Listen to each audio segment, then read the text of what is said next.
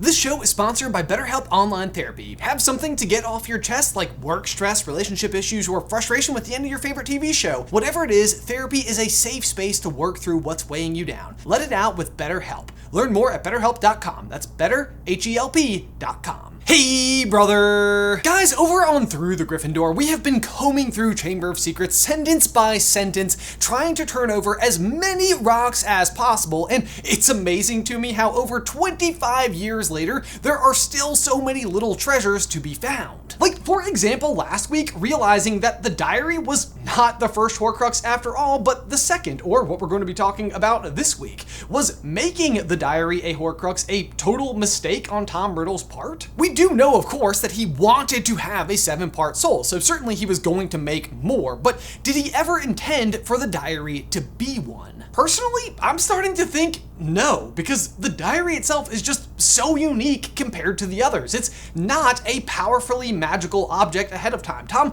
doesn't personally commit the murder, and its use is much more offensive compared to defensive like the rest of the Horcruxes. In the end, I don't think he's upset with the diary as a Horcrux, as it does end up being really useful and nearly accomplishes its task, but did he mean to make it in the first place? Today, we're gonna find out.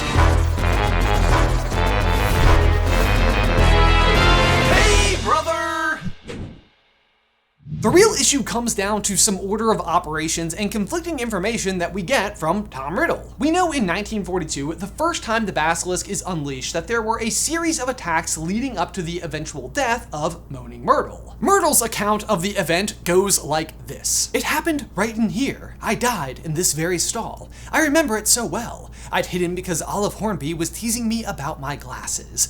The door was locked, and I was crying, and then I heard somebody come in. They said something funny, a different language, I think it must have been. Anyway, what really got me was that it was a boy speaking, so I unlocked the door to tell him to go and use his own toilet, and then I died. So, Tom comes into the bathroom to summon the Basilisk, assuming that the bathroom is just empty. Unfortunately for him, he's not the only bully at school, and Olive Hornby has unexpectedly sent Myrtle crying in there ahead of him. So he opens the chamber, Myrtle emerges to tell him off, and then Tom realizes that he's caught. So what is he supposed to do? Kill her, obviously. Can't have her blabbing, and she's even Muggle-born, which works out nicely for him. But I don't personally think that he walked into the bathroom intending on killing Myrtle. It just sort of happened. In fact, I'm not even sure that the Basilisk even has true intentions of killing at all. Like, no matter how much it may be whispering like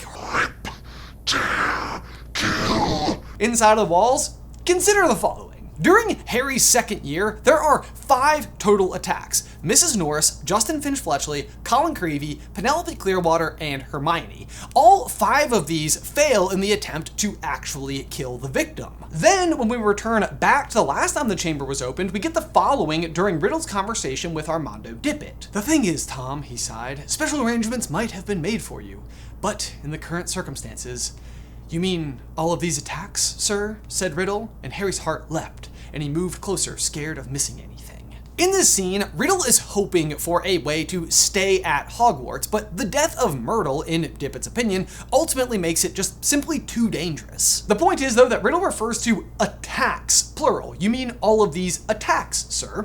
In order to have multiple attacks and then a death, it at minimum means that there were 2 attacks plus Myrtle's death. That's going to bring the Basilisk's success rate to a mere 1 out of 8 victims, or 12.5%, when all it has to do to actually kill someone is look at them. And that's assuming that there are only 2 attacks before Myrtle. So we're actually like in conservative territory here. But also, just looking at someone is just the easiest way for the Basilisk to kill someone. It also has fangs that possess the most powerful venom we are even aware of inside of the wizarding world. So I hate to, drop a theory inside of a different theory, but something about this leads me to believe that potentially Salazar Slytherin himself actively instructed the Basilisk to never look a victim directly in the eye. As for all of that, like ripping and tearing that the Basilisk is always going on about, I have to imagine it's the spider webs inside of the pipes, they're mortal enemies after all. spiders, basilisks. So while the basilisk may be all about ripping and tearing up cobwebs, let's talk about how you should be ripping and tearing up your business with today's sponsor, Shopify. And of course, by ripping and tearing, I mean tearing it up, like the good kind of tearing. Don't tear down your you get it. But for us here at SCB, we do all of our ripping and tearing on our online store, Carlin Brothers Mercantile, thanks to Shopify. And Shopify is so great because it's designed to work with any size business. Whether you're running a startup out of your garage or need a garage to park all the, racing brooms that you were able to purchase due to your overwhelming successful sales from the Cobweb Blaster 9000. That's what I love about Shopify. Since our launch back in 2018, they've been able to scale right alongside us as our business has grown to more product offerings, subscription services, marketing, shipping, reports, and just so much more. Plus, it's so user-friendly and easy to get started, but in case you ever do need it, Shopify's award-winning help is there to support your success every step of the way. Sign up for a $1 per month trial period at shopify.com/SCB. That's all lowercase. Again, shopify.com/SCB now to grow your business no matter what stage you're in. Shopify.com/SCB. Link in the description down below. And you can argue that all you want, but the facts are the facts. The basilisk sucks at killing or even really harming anyone in any way. The point is, though, that the only time it actually does succeed in killing anyone is the situation with Myrtle, where she happens upon the scene versus, the other way around. At this point, though, Tom has already made one Horcrux, the ring, and he's already talked to Slughorn about making more, and now he has a dead body on his hands, a great opportunity to make another. Right? Actually, quick side note here, because this is another exception. This is the only Horcrux death that doesn't come at Voldemort's own hand. The basilisk gets the kill, which also means that one doesn't have to personally perform the kill in order to create the Horcrux. Which brings us to our next extremely vital point, which is that most of the Horcrux kills are intended to pair alongside very significant deaths. And again, he's already created the ring Horcrux, which came from the death of his Muggle father, Tom Riddles Sr. Then from there, Dumbledore even goes on to further this point by suggesting to Harry that he was preserving the opportunity to create his final Horcrux with Harry's own death. However, if my calculations are correct, Voldemort was still at least one Horcrux short of his goal of 6 when he entered your parents' house with the intention of killing you.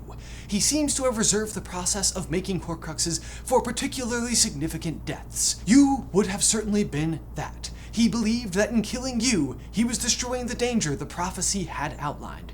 He believed that he was making himself invincible. I am sure that he was intending to make his final Horcrux with your death.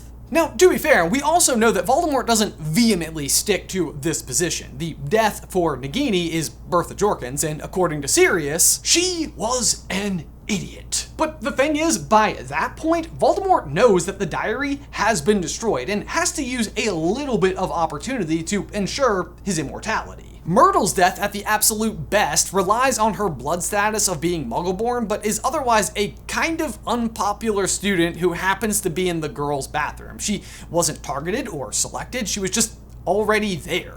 Speaking of just already being there, this is where I think we could potentially enter into the waters of the unintentional usage of the diary as his second Horcrux. The diary isn't important or magical. In fact, we have considerable reason to believe he might actively resent this object. We know that the diary is purchased at a Muggle shop. Harry turned to the back cover of the book and saw the printed name of a variety store on Vauxhall Road, London. He must have been Muggle-born, said Harry thoughtfully, to have bought a diary from Vauxhall Road. Now, this is of course a bit of a misdirect when you're reading the story for the first time, because we're meant to believe whoever T.M. Riddle isn't nefarious. But even the inclusion of the name T.M. Riddle is something we know Voldemort, even as a 16-year-old, is actively rejecting. Voldemort was a name I was already using at Hogwarts, to my most intimate friends only, of course. You think I was going to use my filthy Muggle father's name forever? So, you mean to tell me, this Muggle diary that features a name that Tom Riddle loathes fits this sentiment from Dumbledore? You are thinking of portkeys, Harry, which must be ordinary objects, easy to overlook. But would Lord Voldemort use tin cans or old potion bottles to guard his own precious soul? You are forgetting what I have showed you. Lord Voldemort liked to collect trophies, and he preferred objects with a powerful magical history. His pride, his belief in his own superiority, his determination to carve for himself a startling place in magical history. These things suggest to me that Voldemort would have chosen his Horcruxes with some care, favoring objects worthy of the honor. Let's put some of these pieces together. The basilisk, not Tom, that has a terrible kill record is interrupted by the ever unimportant, though I'm sure otherwise completely lovely, Myrtle Warren, who does in fact die, and in the name of not wasting the death and without an otherwise important magical artifact, must instead use what he already has on hand, or simply in his pocket, the diary. So boom, it becomes a Horcrux. By necessity. Are y'all picking up what I'm throwing down here? But now hold on, I'm sure you're saying, like Tom tells Harry that he intended this, that he knew it was going to be dangerous to open up the Chamber of Secrets again.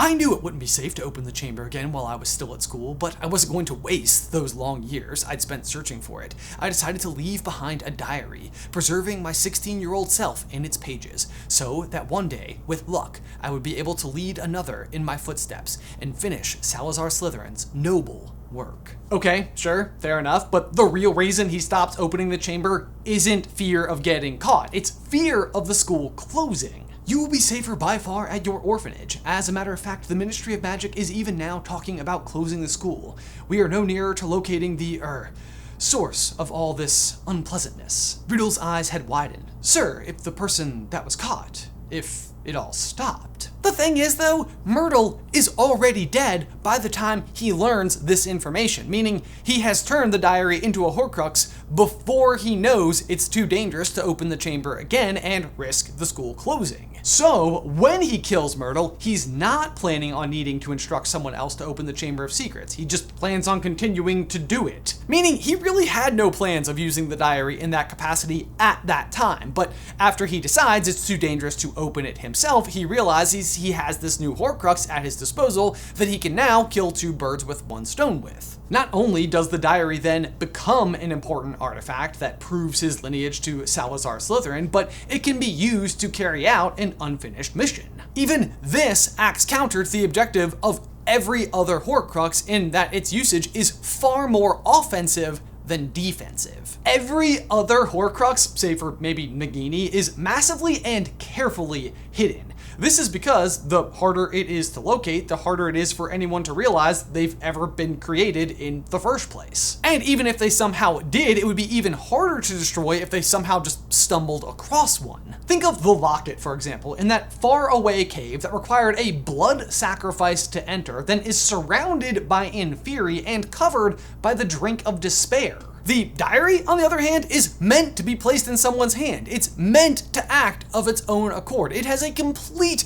other mission aside from protecting Voldemort's soul, which is otherwise the very chief function of a Horcrux. In a lot of ways, you can almost see a world where Voldemort, maybe even himself, realized it stood apart from the rest and valued this particular Horcrux the least. In fact, had he been more considerate about this creation in particular, Voldemort may have never been undone. Dumbledore tells us as much. The careless way in which Voldemort regarded this Horcrux seemed most ominous to me. It suggested that he must have made, or been planning to make, more Horcruxes, so that the loss of his first would not be so detrimental. I did not wish to believe it, but nothing else seemed to make sense. And why was he so careless with this one? Because it was the mistake. The one that doesn't fit with anything else we know about Voldemort. Because it's the one he never planned.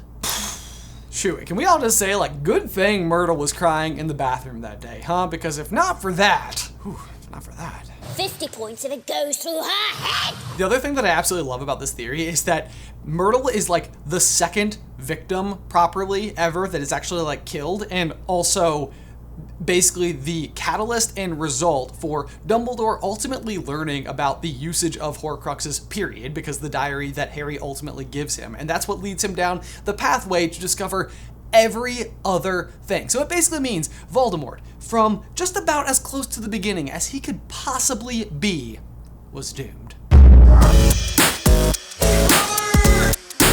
Guys, want to remind you that in just a few weeks, Jay and I are going to be going on tour with our podcast Through the Griffin Door. We're calling it Through the Griffin Tour. We have actually sold out of our DC locations, but still have tickets available for Boston, New York City, and Philadelphia. If you would like to check it out, please do in the link in the description down below. It's going to be so much fun. We're going to have tons of really cool exclusive merch.